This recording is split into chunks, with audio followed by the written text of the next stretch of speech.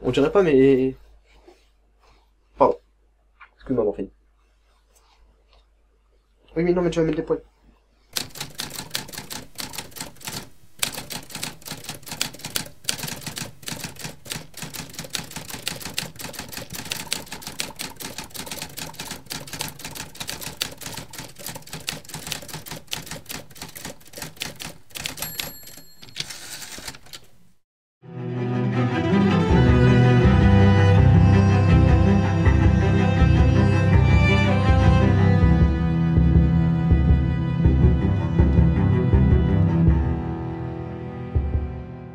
Bonjour Jérôme et bienvenue pour cette émission Face à Face où, je le rappelle, il est question de discuter face à face avec un autre youtubeur manga pour essayer de dépasser un peu le cadre des vidéos traditionnelles sur le YouTube Manga Game et d'essayer de voir un peu, de découvrir plutôt la personne qui se cache derrière une chaîne YouTube Manga.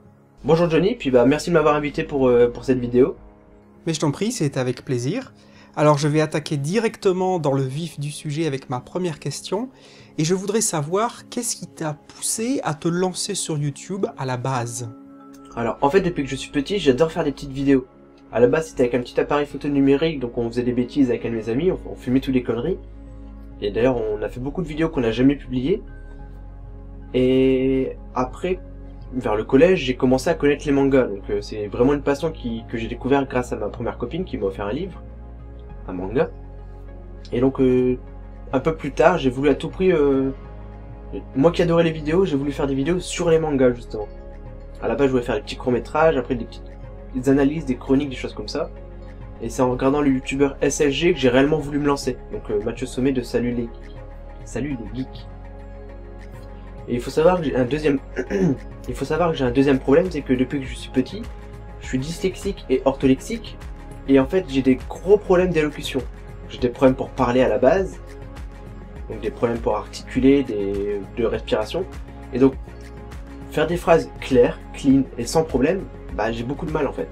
Donc YouTube c'est une manière pour moi de parler de mes deux passions, donc les vidéos et les mangas, et c'est une manière de m'améliorer et de m'entraîner à mieux parler en fait. Donc c'est un peu à double but YouTube pour moi. Et maintenant, depuis que je suis sur YouTube, j'adore pouvoir parler avec des gens, rencontrer des personnes, créer des choses qui me plaisent, partir dans des délires sans que les gens se disent pourquoi il fait ça. Même si quand t'arrives dans un magasin Monsieur Bricolage avec un gros harnais, les gens te regardent bizarre. Ça, je te l'avoue ça. Oui, c'est vrai qu'il faut savoir prendre des risques pour essayer de sortir du lot dans le YouTube Manga Game. D'ailleurs, en parlant de ça, si tu pouvais ou si tu devais résumer ta chaîne en quelques mots, quelques phrases, que pourrais-tu nous dire? Des mangas, mais pas que, puisqu'il y a un peu de folie, de court-métrage et de choses étranges. Voilà. Bon bah c'est clair et concis comme ça. Autre question pour toi. Est-ce que tu te souviens du premier manga que tu as lu et quelles en étaient les circonstances? Alors en fait j'étais avec ma première copine, donc on faisait des boutiques, et elle a voulu rentrer dans une librairie en fait. Et avec le problème de dyslexie, des choses comme ça, moi je lisais jamais, j'avais horreur de ça. Et donc elle m'a dit t'inquiète pas, regarde, je vais trouver une BD ou un truc comme ça que t'aimeras bien. Et elle m'a acheté le tout premier tome de Full Metal Alchemist.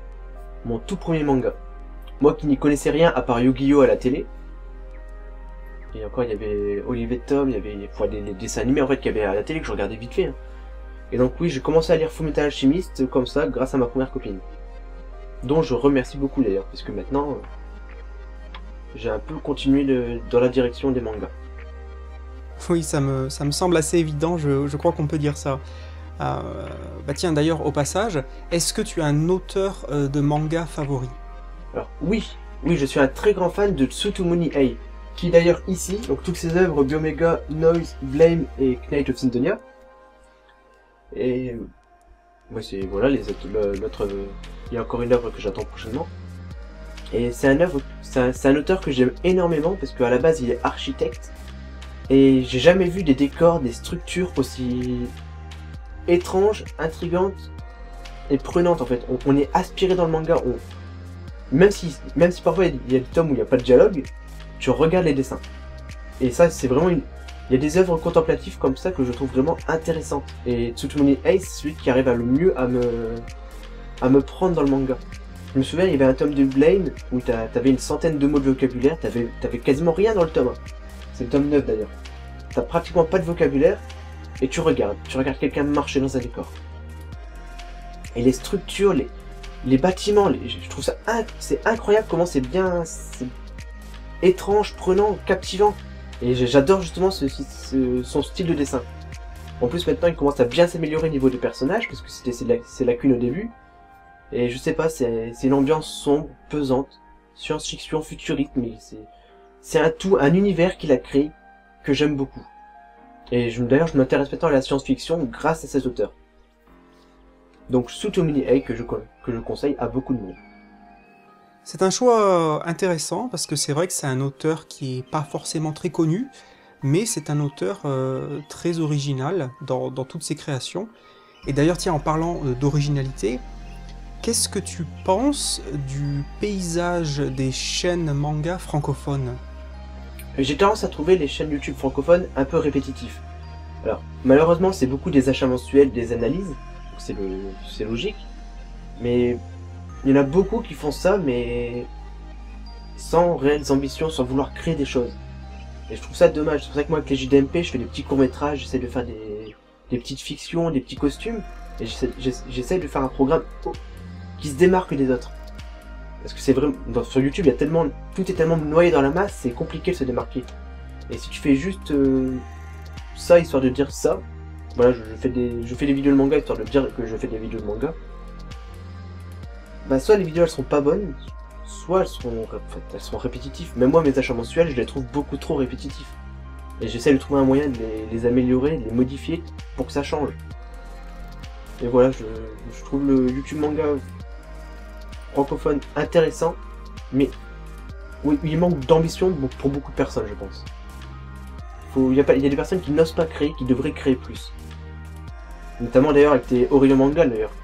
Parfois tu fais des fictions, tu fais des choses comme ça, et là je me dis waouh, lui il crée quelque chose, et ça j'aime bien. J'aime beaucoup. Après par contre c'est vrai que les mangas francophones les plus connus comme Lucas TV ou alors Chef Otaku, je regarde pas souvent, mais justement je vois pas beaucoup de choses très originaux dedans. Il y a pas beaucoup de création en fait, c'est des choses simples à faire face caméra, c'est tout. Et voilà, donc j'aime beaucoup le YouTube manga francophone, mais bizarrement, c'est pas ce que je regarde le plus.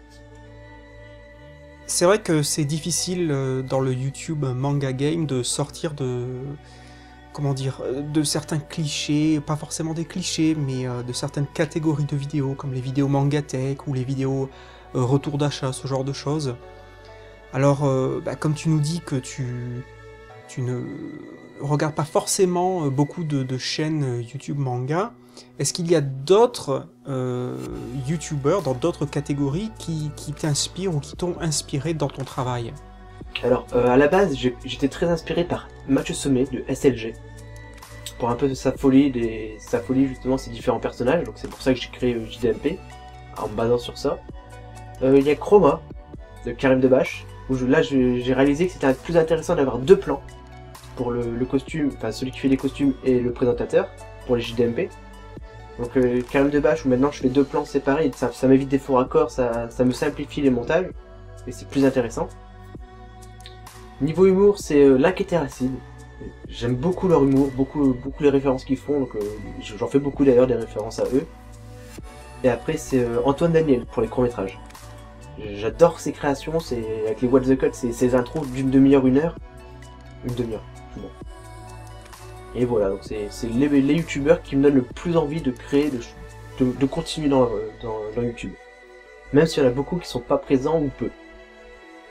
Pour en revenir au manga, est-ce qu'il t'est arrivé d'avoir une lecture soit vraiment pas intéressante ou laborieuse, au point de ne pas terminer le manga? Alors je me souviens pas de ne pas avoir fini un manga. Ou alors je me souviens pas du manga. Généralement, même si j'aime pas un manga, je le finis quand même, et après, pour me dire, est-ce qu'à la fin, est-ce que c'était réellement bien ou pas. Parce que j'ai eu le coup une fois, j'avais un manga, donc c'était Eternity, et j'avais lu la moitié du premier tome, et j'avais pas aimé. J'avais vraiment pas aimé, et je l'avais pas fini. Et quelques temps plus tard, je me suis dit ouais, j'ai quand même plusieurs tomes, je vais tout lire. Et finalement, en lisant toute la série, bah la série était bonne, elle était bien construite, le scénario avait bien évolué finalement, et j'ai pas regretté de l'avoir lu. Après, au point de ne pas le finir, non, je pense que ça m'est jamais arrivé. Après, j'ai des séries que j'ai jamais finies, par exemple The Quasar au Stigmata, j'ai une dizaine de tomes, et j'ai lu que le tome 1. Et j'ai jamais lu la suite, je sais absolument pas de quoi ça parle la suite, alors qu'elle est juste là-bas, je l'ai pas lu.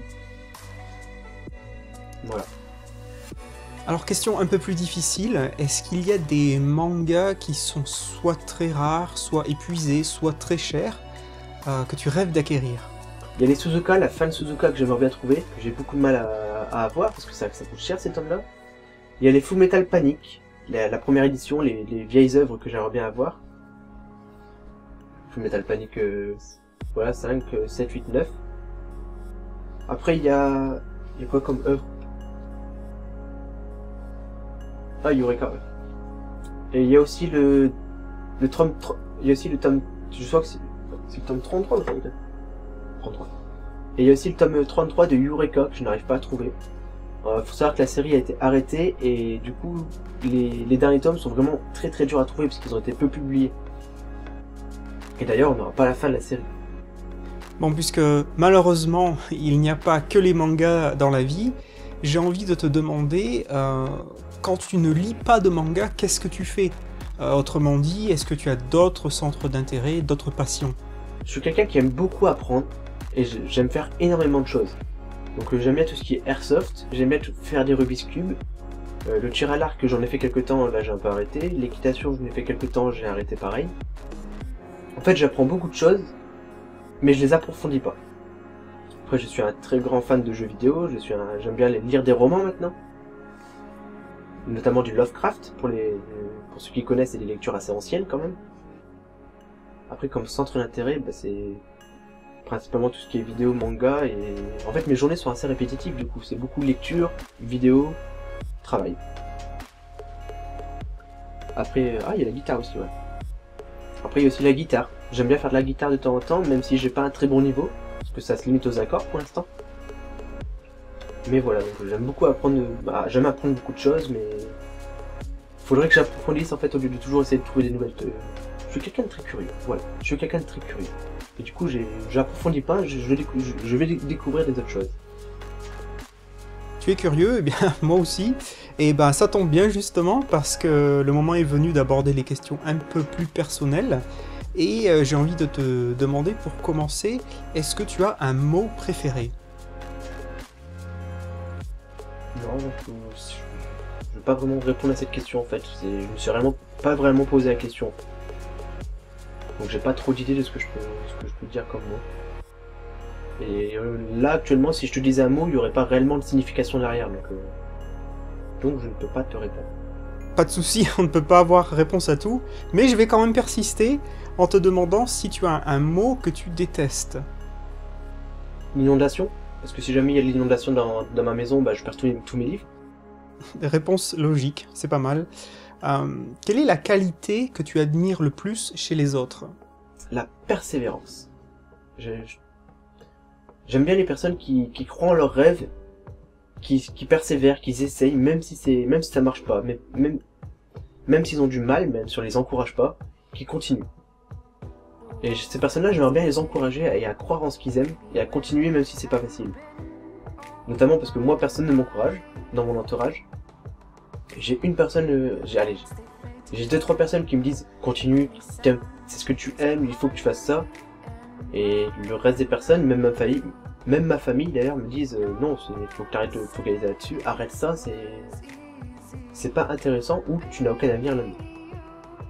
Alors même si je vois pas d'avenir, moi c'est ce que j'aime et du coup je persévère dans ce que j'aime. Et j'encourage toutes les personnes qui aiment ça à continuer. Alors à l'opposé, quel est le défaut qui t'agace le plus chez les autres? Bah l'hypocrisie du coup.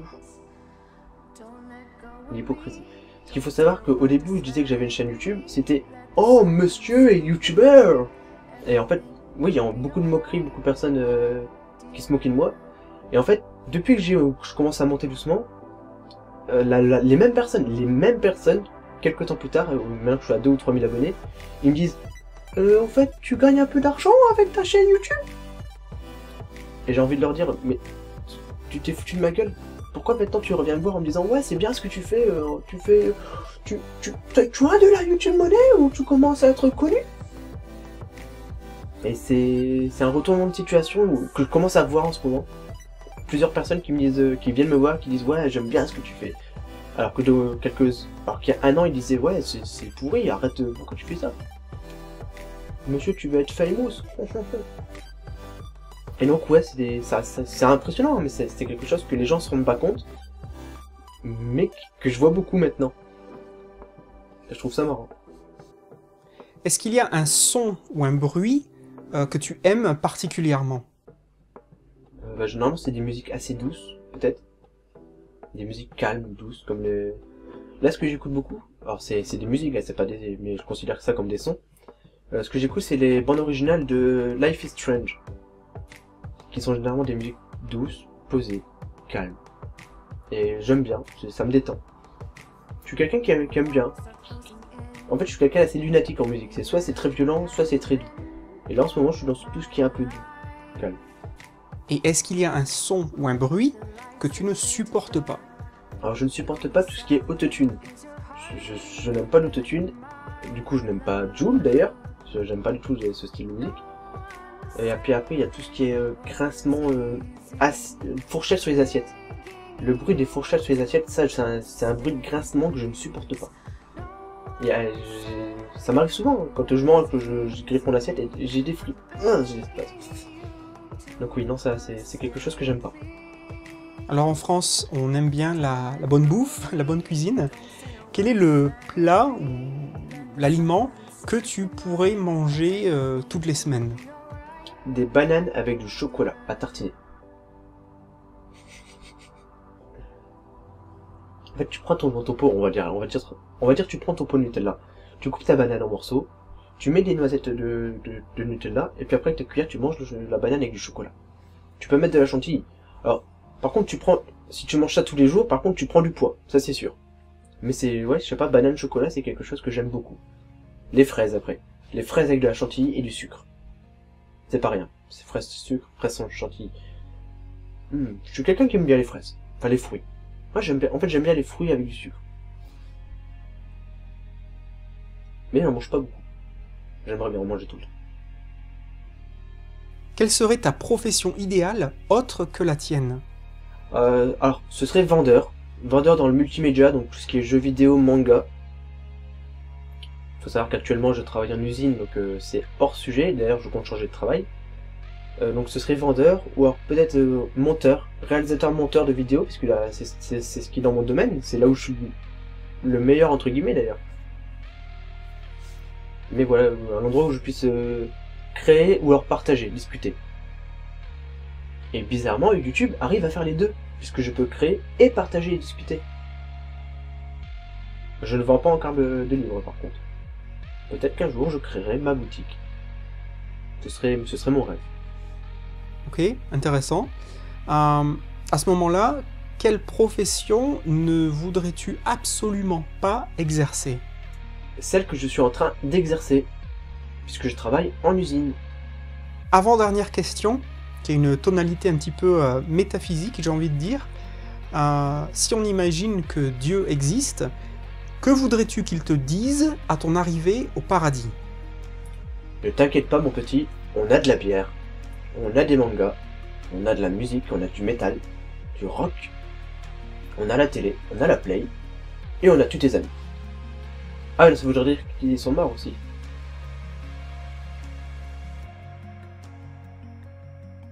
En résumé, c'est ça, ouais, t'inquiète pas, on a de la bière, du métal, du rock, on a tout ce qu'il faut pour que tu t'amuses, on a tes amis qui sont plus là, voilà. Et pourquoi pas même la fille de tes rêves. Pourquoi pas? Si jamais je suis célibataire quand je meurs, bien sûr. Parce que voilà, si je peux éviter qu'elle meure, ce serait cool.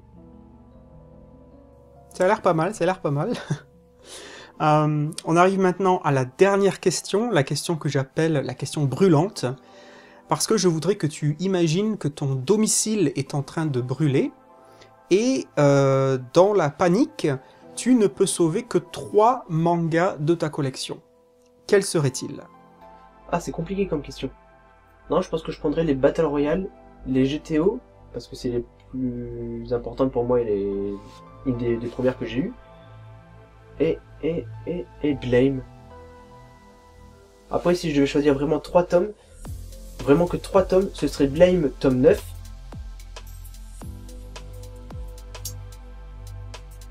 Battle Royale tome 7. Et Fullmetal Alchemist tome 1. Parce que c'est la première œuvre qui m'a donné envie de commencer les mangas. Avec un beau message qui dit que même si tu perds tout, lève-toi et marche. La fin du tome 1 de Fullmetal Alchemist. Un beau message en effet à garder en tête pour l'avenir. Eh bien écoute Jérôme, je te remercie énormément d'avoir accepté cette invitation pour cette émission. Et puis je conseille évidemment à toutes les personnes qui regardent cette vidéo d'aller voir ta chaîne, d'aller découvrir ton travail si ce n'est pas encore fait, parce que ça le mérite vraiment à mon avis. Et puis je te dis à très bientôt, pourquoi pas pour une future collaboration. En tout cas, merci de m'avoir invité pour cette petite interview, Johnny, c'était vraiment très intéressant. Et j'espère qu'on se reverra très bientôt pour de prochaines vidéos, et puis abonnez-vous à la chaîne de Johnny. Merci beaucoup.